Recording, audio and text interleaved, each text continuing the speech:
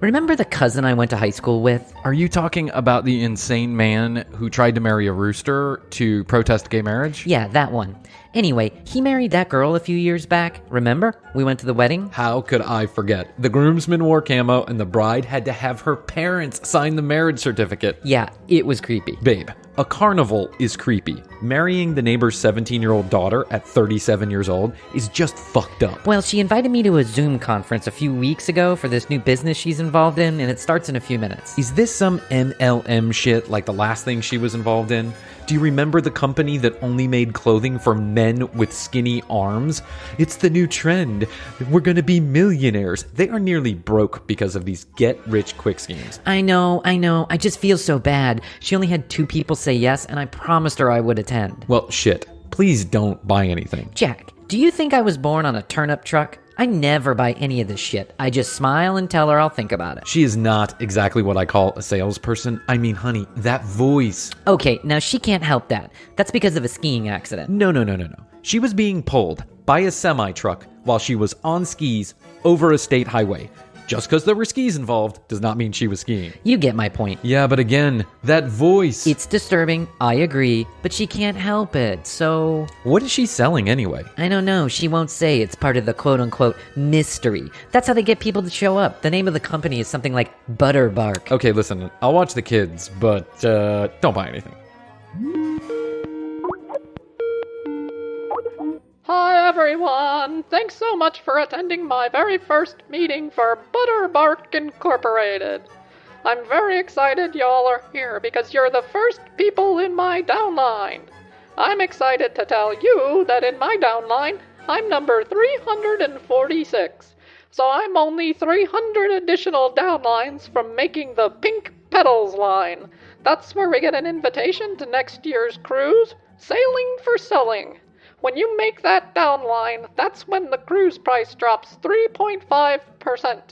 And you get a box of pink koozies with your website address to pass out at parties.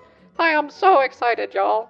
So I bet you're super curious to dig right in and learn more about Butterbark. Sure, Sally. So glad to be here. I am so honored to be a part of this group. It's been like a year since I was invited anywhere, so I'm just glad to be calling someone besides Little Caesar's Pizza. You're too sweet, Francis. I'm so sad to hear about your pet raccoon. Such a tragedy. I had no idea he was in the dishwasher, poor little guy. He was just so curious. He couldn't help himself. And once the super hot clean cycle started, there was nothing anyone could do. He got a mouthful of Dawn liquid pack and got swept right into the silverware basket. I was mortified. Too tragic. So without further ado, I'd like to roll out my new product line, Butterbark. It is an essential, organic, tree bark butterscotch oil that is curing illnesses, shredding pounds, and fixing broken marriages across the world. This is the same company who brought you Circle Knife, the knife that cuts in circles. Unfortunately, due to some irresponsible customers, that company has closed its doors. But Butterbark is a company for the times. I just tell you how amazing this product is. I have been using it for 4 months and I already notice a difference. I've lost 3 pounds, my love life has never been steamier, and coronavirus doesn't scare me one bit. That's because Butterbark makes COVID go into hiding. That's incredible. That's just incredible. Did you say in hiding? Yes, I did, because I can't legally say it cures coronavirus because, Obama and stuff.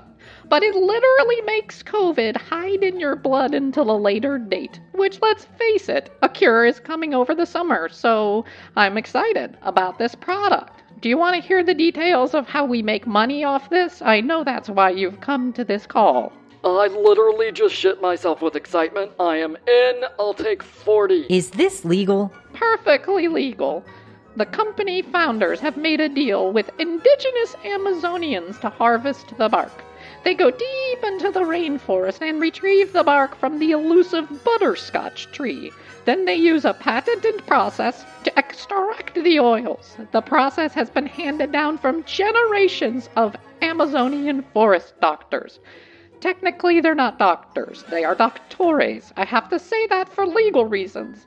But this is not the most exciting part. We are going to talk about money. And let me tell you, there is so much money to go around in this brand new opportunity. I am already making $3,000 a week on paper. I want in. Where do I sign? Also, will there be opportunities to make other friends? Will I be invited to calls like this? I feel like I'm a bit misunderstood, and if people just gave me a chance, I could really bring value to their lives. Of course. You can have all the friends you ever need. Or like a family here at Butterbark. How much money do you make a week, Sally? $3,000 gross. How much of that is profit? I mean, how much do you take for yourself? I pay the company $600 Is that a month? a week. Oh, Sally, what have you gotten yourself into again? No, it's not like the other ones. This one's really gonna work. I'm in a downline where we just cannot lose. How long, Sally? How long have you been doing this? Oh, not that long. Just about 62 weeks. Oh my God, Sally. How much Butterbark have you purchased? Well, currently I have about 2 rooms full of it. Shit. Sally, you don't even have 2 bedrooms in the trailer. I know, me and the kids are sleeping in the car right now, but I believe in this. It's gonna work. You just have to make some sacrifices. I just need to find a few more people in my downline, and then I really start making the good money. And exactly how many people do you need in your downline to start making money? Well, I get $1 bonus for every person I bring in, up to 30 people, and then I start getting $10 a person. So I'm about 28 and a half people away from that $1 bonus. How is it possible to have half a person? We signed up Jingles, the dog. Don't tell anybody, it's against company policy, and additionally, Jingles was hit by a car and is no longer with us. Sally, I'm sorry. I don't think I can be a part of this. This is exactly like the last 5 opportunities we discussed. We can't afford to be losing that kind of money. Please, Jane, I'll pay for your first 2 months. I just need to show that I'm making some progress. Please? Question, do you still have your annual Christmas party? Who, me? Yes, why? Okay, I'll buy all of it. All of what? The Butterbark, I'll buy all of it. I just want an invitation to the Christmas party. Done. Holly, you realize she's in love with your cousin Todd, right? You mean the one on parole? He is like a piece of cake. Can I get an introduction? Francis, you realize he set a KFC on fire for not having waffle fries. You do know that. Don't care. Need human touch. Do we have a deal? Deal. Sally, I meant to mention, Jack and I won't be in town this Christmas. We're going to his parents' house. Oh, I thought they were dead. They are, but we're going to be close to their ashes, and that's good enough for Jack. Listen, you're really gonna miss out. I have a Santa costume, and chaps are on the bottom part. That's all I gotta say. That's all I want to say. Bye, ladies. Gotta run. Okay, bye, Jane. Okay, Jane. Have a nice night.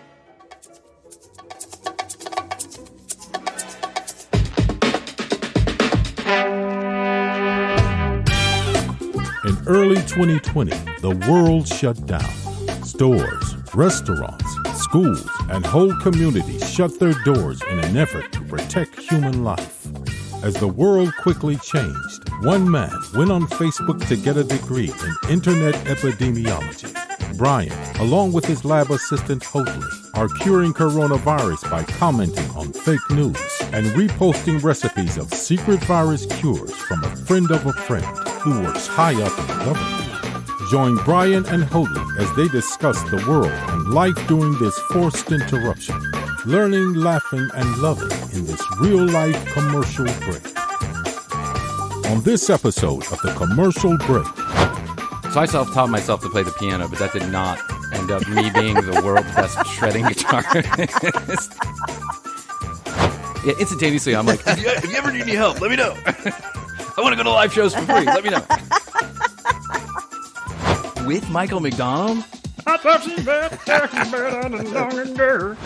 I wanted to take a minute to let you know we recorded this particular episode weeks ago, long before George Floyd was murdered in broad daylight by a Minneapolis police officer. I also want you to know that the Commercial Break as a show, Hoadley, me, everyone else that works to put this program together, stand together with the protesters who are standing up against injustice, police brutality, racism, and indifference, which may be the worst of all. We want you to know that we will not use our platform to propagate that prejudice, and we don't support those who do.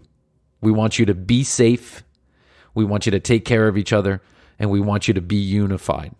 Know you have our support, and I'm putting out this episode in hopes that you get a laugh out of it. Peace and love, enjoy this episode of The Commercial Break.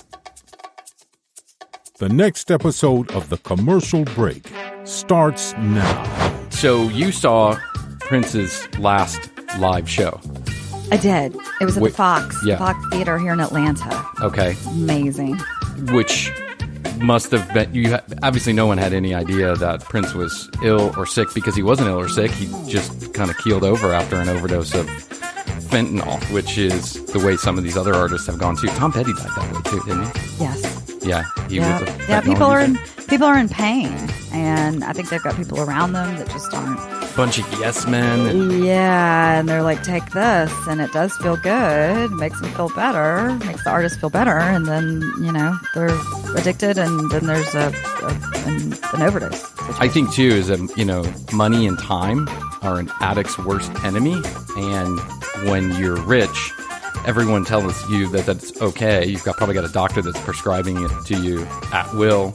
Yep. And no doubt that Prince is walking around in those high heels for 22 years. He's probably got some back problems, but he was an amazing artist. Probably, in my opinion, one of the greatest that ever lived. Absolutely. And I think his influence on all genres of music is, in some cases, way underrated. I think people think of him as like a singer because they know his limited catalog that's released in videos or that's played on the radio. But I believe he was one of the best guitar players that ever lived also. Yes. Without any doubt. If all you have to do is watch some of the live footage, and there's not a ton of it out there, but you watch some of the live footage on YouTube and you can see that he's like, that guy can fucking shred. He's amazeballs. Ah, so amazing. He could play every instrument. So I've read his biographies. And was he trained? Not classically. It was his father was a musician. Okay, gotcha. So that kind of they always had instruments around, and then he taught himself. He was self-taught he literally could pick up any instrument and play it. Yeah, so Amazing. I self-taught myself to play the piano, but that did not end up me being the world's best shredding guitarist. I think I have some natural talent for it, but it ends at Mary Had a Little Lamb. So I'm self-taught in cowbell. Cowbell. Yes. More cowbell is what we need. Welcome to the show. TCBpodcast.com is where you could go to find out more information about the show, listen to the episodes, drop us a comment, ask us a question. If we like it, we'll answer it on the show. If we don't, we'll block you from the website. Leave a review. Sharing is caring. You can find us on Spotify, Stitcher, Apple, Google, everywhere else you can find your podcasts. Thank you so much for listening. Welcome to the show.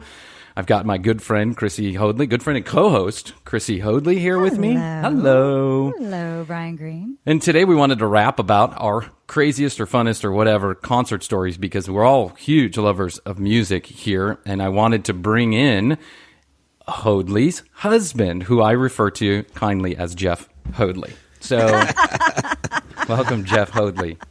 Hello. And Jeff Hoadley is no mere watcher of the music industry. He is one of the cogs in the wheel, a very important man in the music business.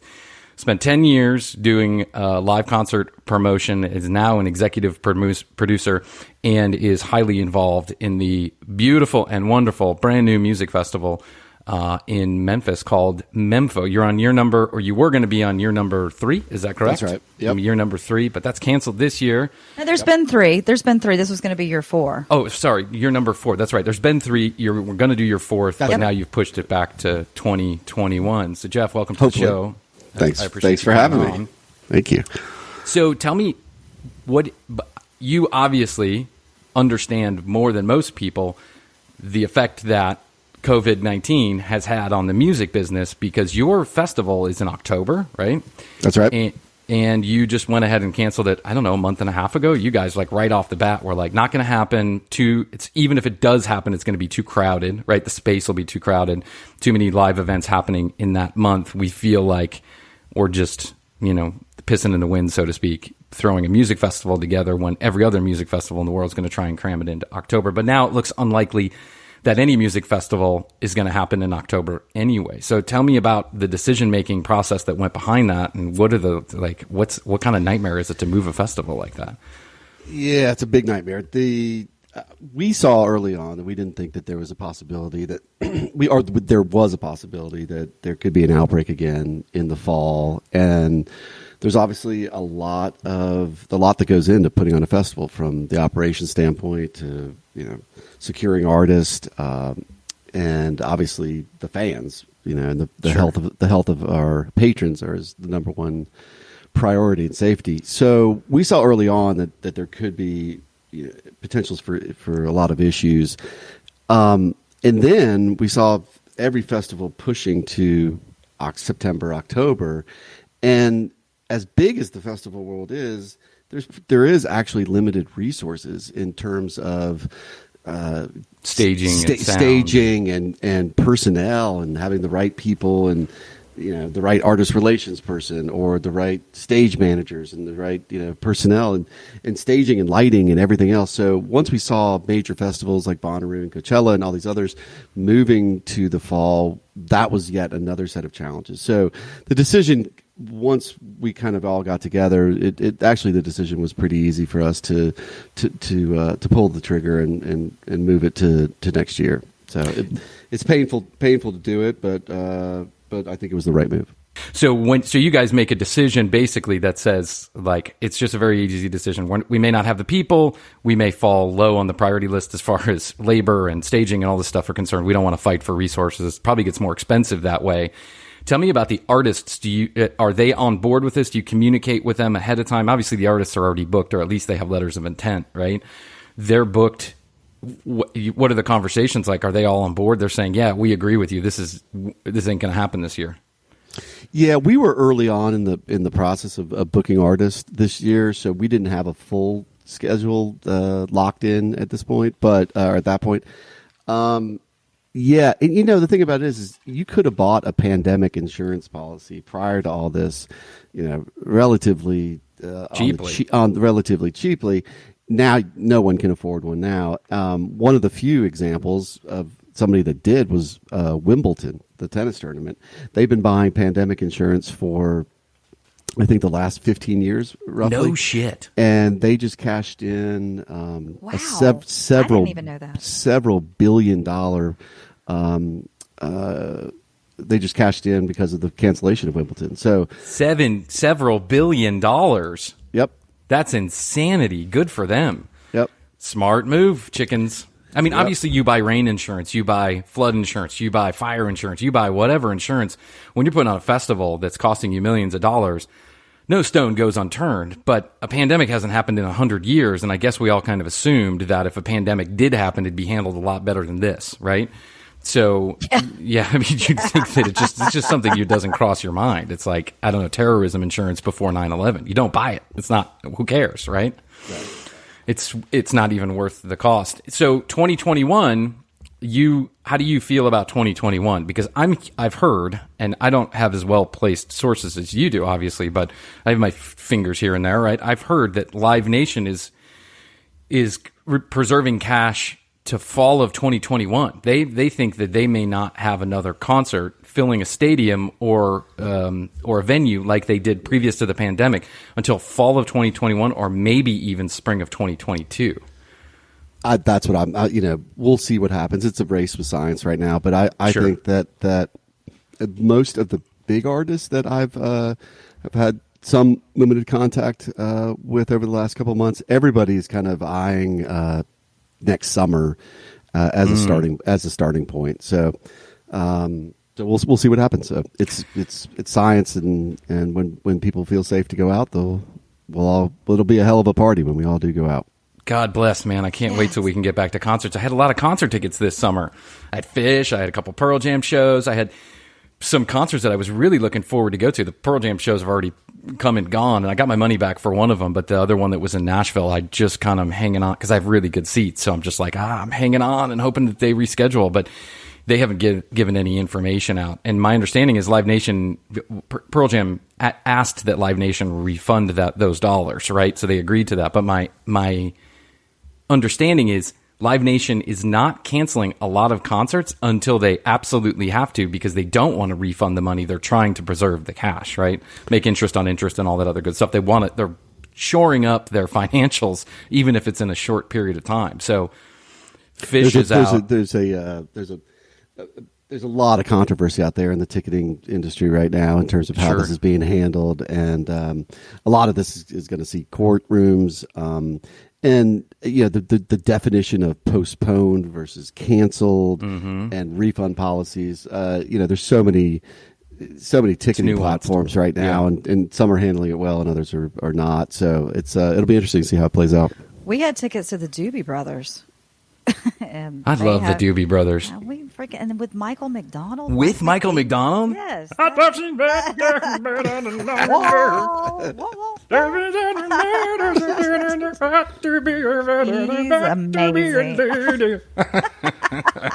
He's amazing. I love Michael McDonald. That's why we got the tickets. Sounds like he's singing with a dick in his throat. I love him. But he's got a great voice. He He's just sounds the same. He still sounds the same. And you cannot miss Michael McDonald's voice from a million miles away. No, I can't wait to go back to concerts, because some of my best memories, I think all of us, right? It's like music and booze and fun and sex or whatever it is. It's all kind of intertwined.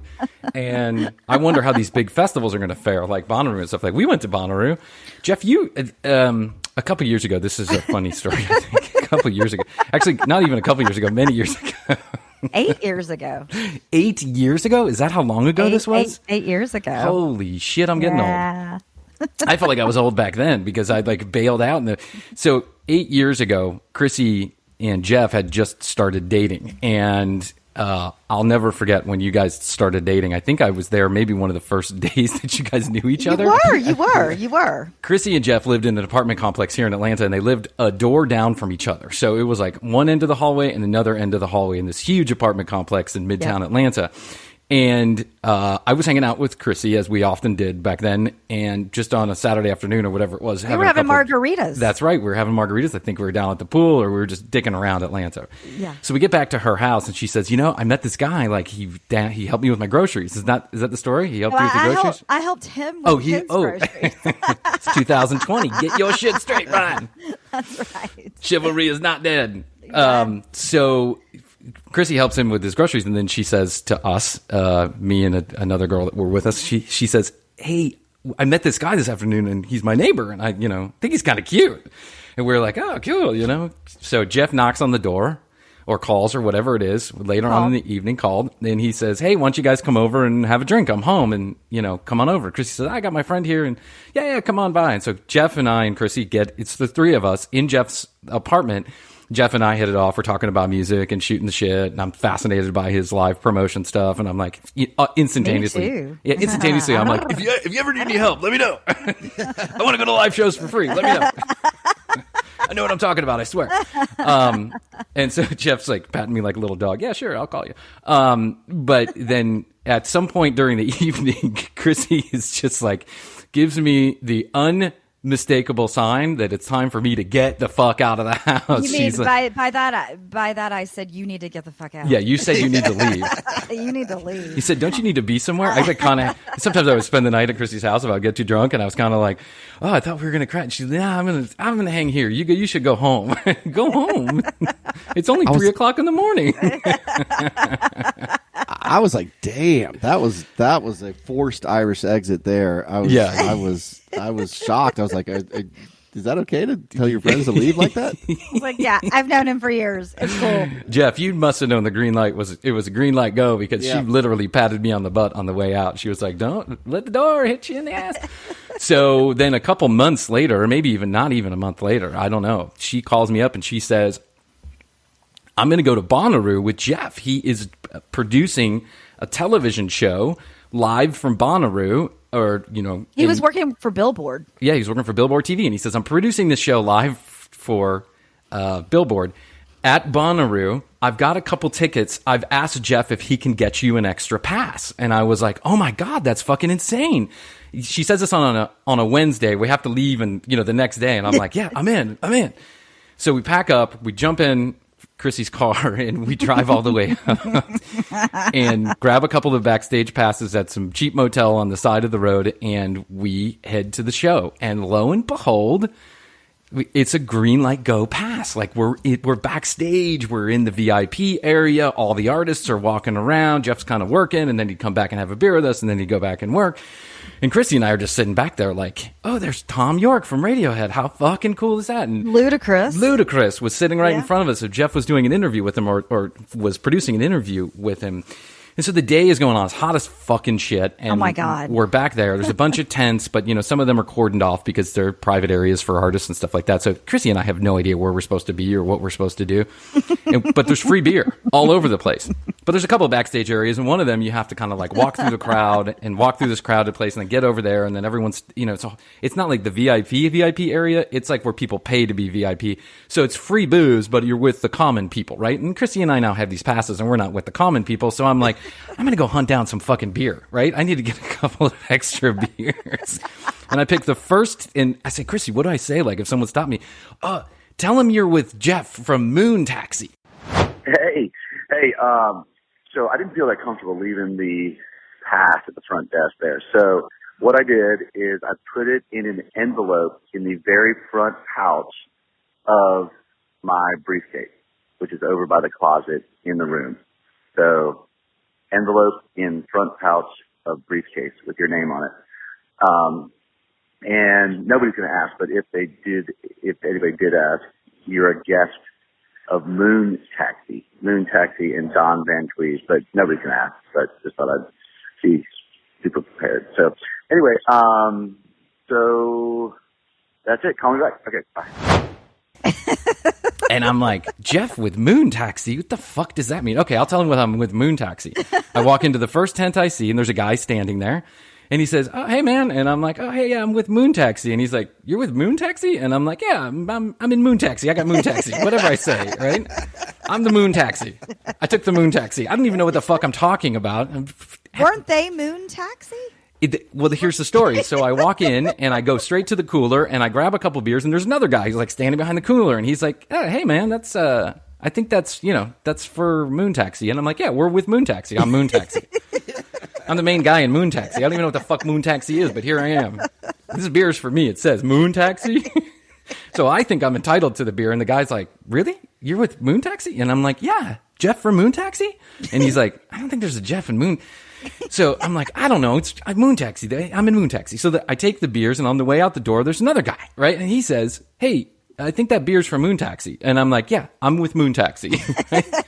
And he says, no, I'm with Moon Taxi.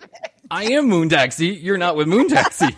And I'm like, I was told that I'm with Moon Taxi. Moon Taxi is a band, by the way. And I had no fucking clue, right? I thought it was the name of a company, or we were like the VIP area, and it was named.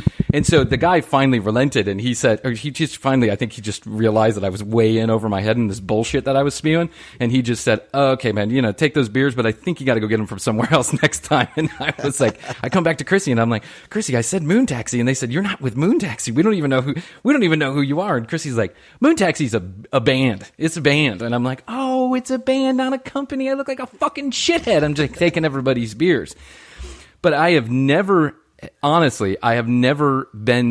so much access to such a huge festival, and that was an incredible day. From your side of it, Jeff, like, tell me about, I know you're producing the Billboard, but Radiohead played that year. Tell us, like, what your angle is on that. You must be fucking, is that cool to you, or is it just something you're so used to, it's like, well, whatever, when you're backstage like that hanging out?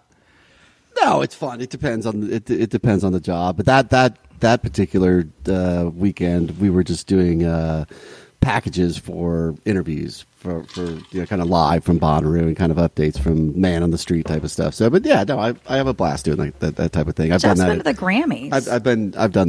I've done that type of work for many years. So whether at tons of different festivals, it could be grueling, and you can have overnight editors and be dropping shit off at midnight, picking stuff up at 6 a.m. But in the timelines can be funky. But no, I have a blast doing it. I'm a music lover, and I love talking to musicians. And I remember interviewing Kenny Rogers that weekend too. Oh, you interviewed Kenny Rogers that night? I think it was that year. I can't remember. They all kind of run together. But yeah, no, I enjoy doing that. It's fun. So, and most artists are pleasant to work with, and yeah, I dig it.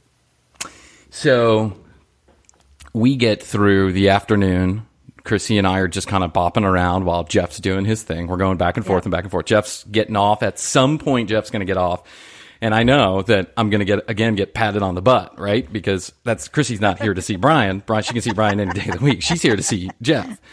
So I decide that at some point the sun goes down and Radiohead is starting to play. Yes. And I'm like, okay, I got to go make my friends out here somewhere. And I think I may have had some friends at the show or something, and I'm trying to find them. Mm-hmm. And so at some point, I end up in the other VIP area, and I meet a young lady and a couple of her friends. And so we're all talking, and we're sharing beers, and I'm getting a little frothy at this point. Like, we've been in the sun all day long. You know, I could take down, at that point, I could take down a 13-pack of Bud Light in about 6 hours. So I was, and still stand straight up, I was pretty shit-faced. And I don't really remember what happens, but something starts to happen. And I realize, at some point, that I've been given something. I ate something. I took something. Something happened. I don't really remember. I just don't. I can't tell you what happened. But that unmistakable turn in your mind where you're like, oh, shit, what did I take? Or what happened? Hello, funny feeling. Hello, spinny wheels. So I start walking up and back and forth in the crowd in Radiohead. And at the time, I was dating a girl. Don't need to mention her name, but we had a rather tumultuous relationship. And I was walking back and forth trying to get a hold of this girl that I was dating, right? And she wasn't answering the phone, and sometimes I had service, and sometimes I didn't. And I just remember walking back and forth in the crowd, smoking cigarettes, like all the way to the fence, and then all the way to the front, and then all the way to the fence, and then all the way to the front. At the time, I had a friend who lived in the town where Bonnaroo is produced. Like, what's the name of the town? Manchester. She lived in Manchester. And when I called her on the way up, because I knew we only had one hotel room, and I certainly wasn't going to be welcome there, right? Because it's the Jeff and Hoadley show. So I called her on the way up, and I said, hey, can I please stay at your house?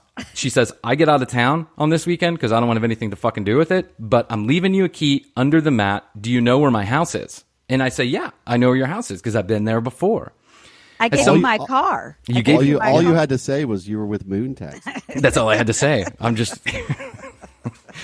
Because the Ritz-Carlton in Manchester, Tennessee was going to invite me right in with Moon Taxi. They only have Motel 6 and like Holiday Inn and motels ever. That'll change over years. Yeah, probably. So Hoadley, I have Hoadley's car keys, and I text Hoadley and I say, I'm going to go find Anna's house. This I'm is like, the good take name of the my girl. car. Yeah, take go. your car. Go. I'll ride back with Jeff. That's what I don't give a shit.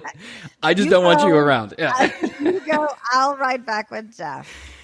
So I, at some point, decide that I am going to go find Chrissy Hoadley's car, which I have no fucking clue where it is, and I am so spun out. I have no idea.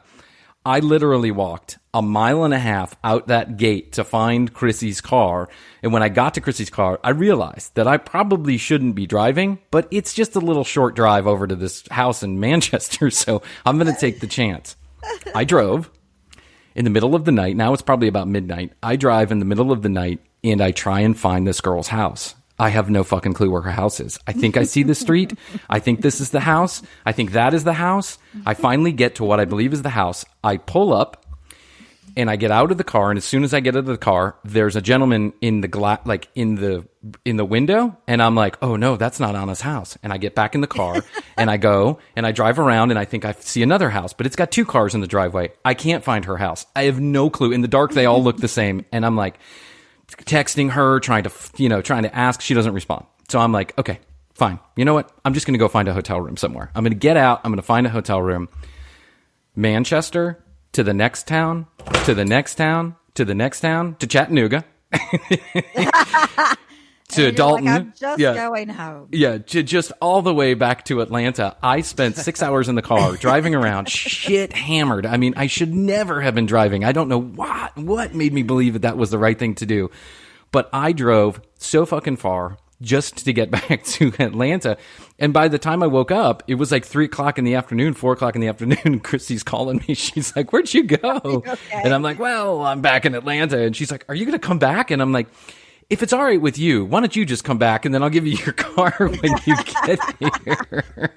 Mark of a good friend. It's a mark of a great friend. And I think I had your car for like 10 days after that because you were just like, I'm with Jeff. Don't worry about it. Give me your car back whenever. I'll get my car next Tuesday.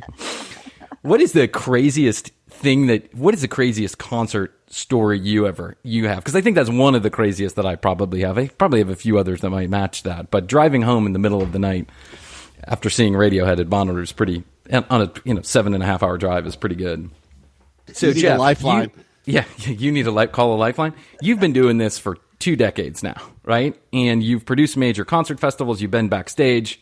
I know there's got to be a story way crazier than driving home at 3:00 in the morning from Bonnaroo. So hit me with it. I want to hear your craziest story because that's what you do. Well, there's been so many. There's the most infamous story that I have involves 2 Live Crew, the rap band 2 Live Crew. Oh, me so horny. Oh, me so horny. Great band. Great cultural. Are they a band? Yeah, they're a group, a thing. They're a thing.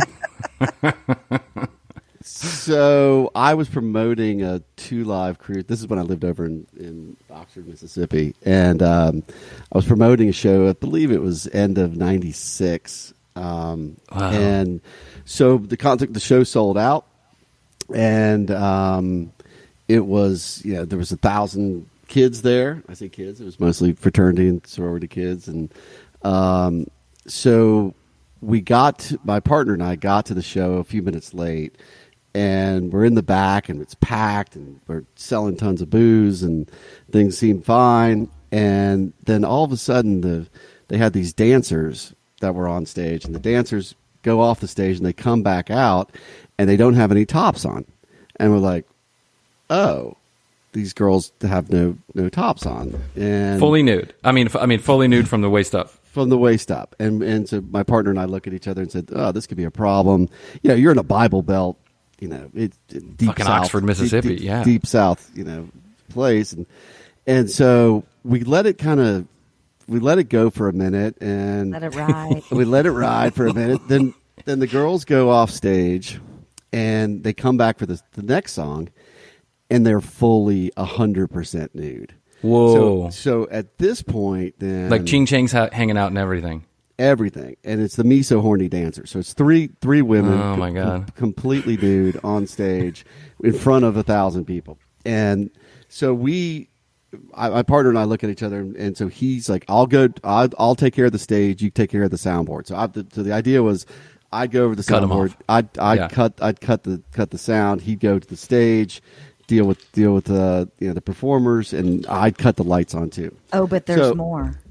So that took, it very well documented, that took about 11 minutes to accomplish that, to run through all the audience and get everything done. What happened in that 11 minutes is pretty famous. There was all sorts of stuff that I guess we're on a podcast, so we can say whatever the hell we want to say. Sure. Yeah. But there was all 11 listeners are just interested in what you have to say. There was many lewd and obscene gestures and not just gestures, acts that occurred in that 11 minutes. There was Luke and the girls, or just the girls doing whatever they're doing? The girls were doing. They put lollipops in their vaginas and then were throwing them out into the audience. There was strap-on. That's my favorite kind of lollipop. A lollipop pussy. There was a labia lollipop. I love it. They had brought audiences of the members of the audience up on stage and were performing lewd acts on stage. Were they giving blowjobs on stage? They gave one kid a kind of semi hand job, one with whipped cream and stuff. Way. And it was a lot of stuff went on during these 11 minutes, and so we shut down the show.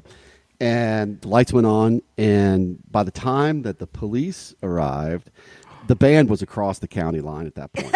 And they jumped on the bus and got out. They knew. And anybody that's worked with hip hop or rap artists know that most demand to get paid before they even go on stage. So they had been paid, and they were across the county line by the time that the police arrived.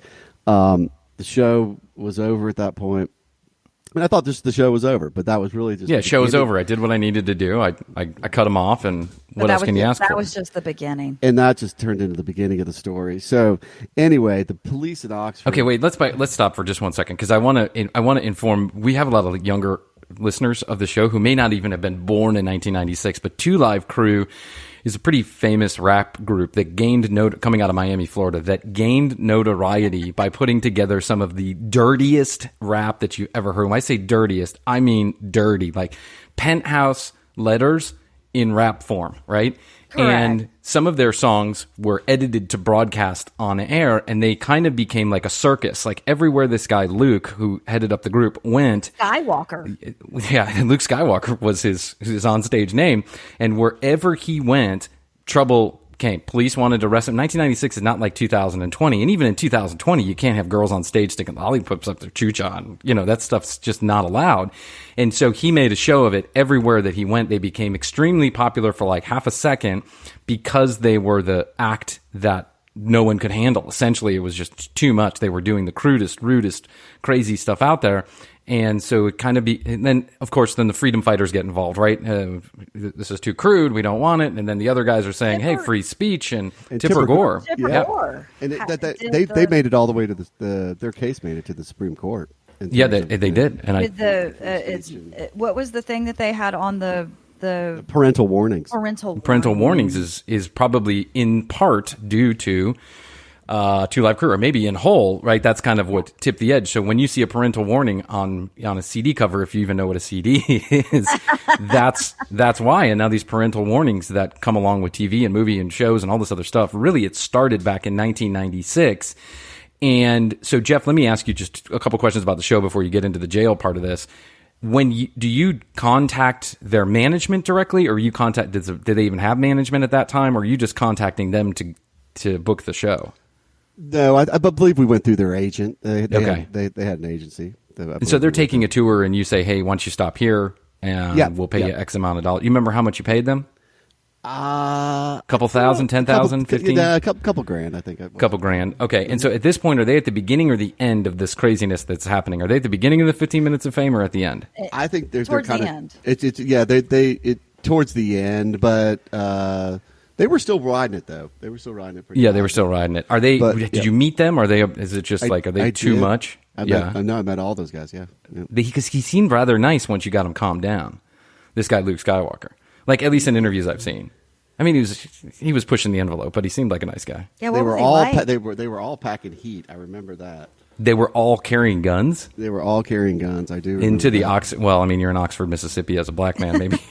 But that was the first for me. I promoted 1,000 shows prior to that one, and never seen an artist with a gun. Never seen an artist with a gun. No. Okay, so little rant is over. So I just wanted to make sure that people understood who 2 Live Crew was. You should go back and do a little homework on Wikipedia about 2 Live Crew. So now the police show up. So there's 11 minutes between the girls getting up on stage fully nude and starting to perform extraordinarily lewd acts. I mean, a strip club wouldn't allow this, right? Correct. So, and even at some this is the kind of stuff you would see at a bachelor party with some really ragtag strippers. Yes. And so, which is probably what they were, right? And I imagine he just kind of pays them good money to go up and make a scene so that he can get some press is probably how this happens. So you go, you pull the plug, you turn the lights on, show's over, see you later. They get out the back door and they don't look back. They just head out because they've already been paid. How many minutes into the show are you? Like 15 minutes? No, this is probably maybe 6-7 songs into it. Okay, so you're 6 or 7 songs. So you kind of got your money's worth, right? People pay the Me So Horny Dancers didn't come out till about the 3rd song or so. Third or 4th song. So show's over. How long does it take for the cops to get there? It's a small town, so it was 10 or 15 minutes? Less than 10 minutes, yeah. Okay, so cops show up. What happens next? Go on. So lights are on. Everybody's just stunned. Everybody's walking around just going, what just happened? Did you see that? I can't believe I just witnessed that. And the police are trying to figure out what happened. And we just figured, my business the police are doing an investigation into the labia polypops. We just figured it was over at that point. And when in fact it was just beginning. So the police had gotten wind that that somebody had videotaped it somehow or another, that they got word around that, so and so had made a video copy of this. So there became this great mystery of who has this video. And ultimately, we were able to track down the guy that had the video. And we thought we got the tape before the police did. So we had a ceremony. We viewed the tape. We're astonished. We couldn't even, because I was busy trying to shut down the Sure, cord you're running around trying to cut the cord. When I finally saw this tape, I was like, oh my God, I couldn't believe what I witnessed or didn't witness in live. And so at that point, we had a ceremonial burning of this tape. We buried it in a backyard and burned it, and that was it. And we said, "That's it. We'll never view this thing again." Well, it turns out that this kid had made a copy. Of course he did. Of course he did. This is his money trail. He's going to sell it to every fraternity in America. There's always a copy. So so the police show up with a warrant and get this tape from this kid. Oh my! So that began a series of they pressed charges against my partner and I for allowing lewd and lascivious acts. Wasn't there somebody that was involved in the audience that was a high up political person, or his daughter was on stage, and she was not doing. She was involved in a sexual act, and there was political ramifications to this. No shit. So wait, the daughter of a local politician was up on stage? Yeah. What, like showing her tits, or what was going on? Something like that? She enjoyed the Miso Horny Dancers. Oh my God. So they decide they're going to press charges, and of course I would imagine that at that time producing a videotape with that kind of footage also comes along with its own consequences, right? So now not only are you allowing the acts, but then they're being videotaped. Right. Holy shit. So they end up videotape. Just one little side note here, because there weren't iPhones back then. Was there somebody with like a camcorder? It was a camcorder. It was a camcorder. Yeah. A little handheld. Well, I can imagine you're going to see Two Live Crew. It's a total fucking circus. If you have a camcorder, you're probably bringing it, right? Our younger audience has no idea what a camcorder was. CAMCORDER, camcorder. So the police. So this takes a little bit of time, but the police eventually say, "We're going to press charges against you guys. You guys allowed this to happen." Right. You encouraged it to happen. So that kind of sets off a wave of and look, the internet wasn't what the internet is today, but it started off a wave of press, and there was press, beginning to percolate out certainly on a local level, and then it became a national story, and so they set a court date for us, and we've got a team of attorneys as well as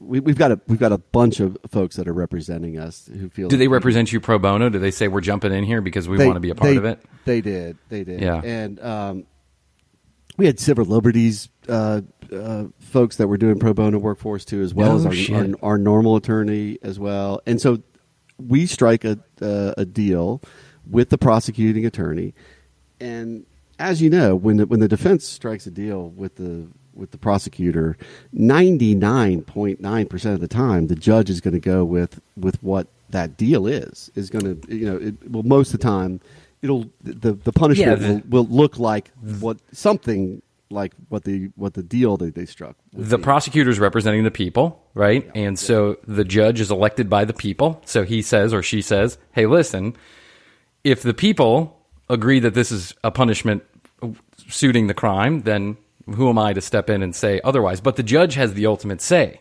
If you put together a plea deal, it doesn't always mean that it's going to go down like that. So I'm imagining what happens next. So we get to court, and the Honorable Glenn Alderson. He was a good Oxford, old boy. Mississippi. Honorable Glenn. Well, he heard vaginal insertion, and then he took a break to go look at the tape.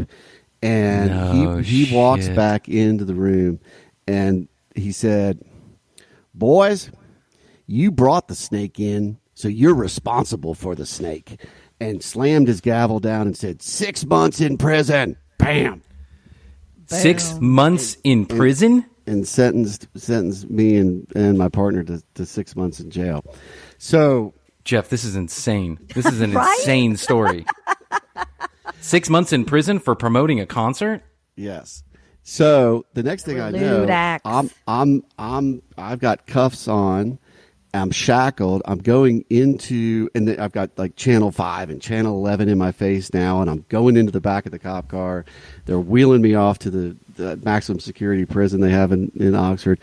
And we're like, what? And then next thing I know, I'm in Pod C of maximum security in an orange jumpsuit. And my partner and I are looking at it going, what the hell is going on? So we're sitting in jail, and our attorney at some point, a few hours later, comes in and says, look, I can get you guys, we can post bail right now and get you guys out. Get you guys to leave town. Get you out of the country. But the issue is, you might have to go to the next state court as opposed to the local court, and I don't know how they're going to view this. So his recommendation to us was stay put for right now, and let's just see if we can sway popular opinion and the judge to just let you guys out in a day or two.